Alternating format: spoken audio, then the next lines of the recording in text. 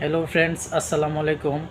তো ইতিমধ্যে ফেসবুকে একটা ভিডিও খুবই ভাইরাল হচ্ছে যে ডাবিতে গণপিটুনিতে তোফাজ্জল হোসেনকে তাকে হত্যা করা হয়েছে।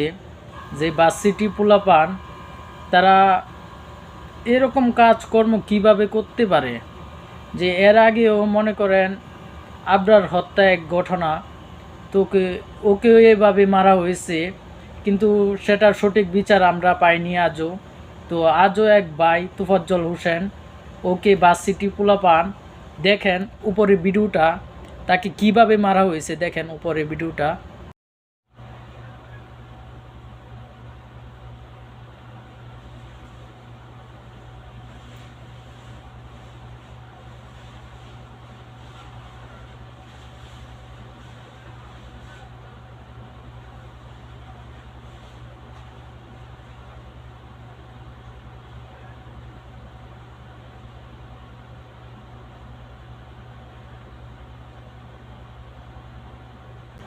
কাজী নজরুল ইসলাম একটা কথা বলেছিল যে মূর্খের দেশে কিসের আবার বাস সিটি।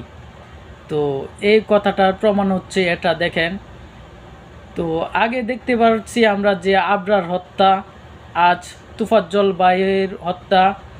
এ হচ্ছে মনে করেন বাস সিটির ছেলেদের অবস্থা, তারা যদি এরকম ঘটনা দিন দিন করে যায় তাহলে মনে করেন এটা আসলে খুবই বিপজ্জনক দেখায়। তো আমরা চাই তার সঠিক বিচার করা হোক। এ হচ্ছে মনে করেন আমাদের বাংলাদেশের অবস্থা, তারা শিক্ষিত মানুষ হয়েও মূর্খের মতো কাজকর্ম করে।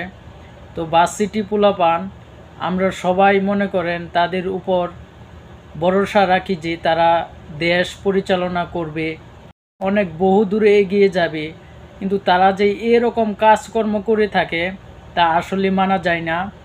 যে এই ঘটনা যদি কোনো মাদ্রাসার মধ্যে হইতো তাহলে এই মাদ্রাসায় কী অবস্থা হতো, যে জনগণ কি করতো মাদ্রাসার মধ্যে যদি আজ এই ঘটনাটা হতো, ঠিক আছে।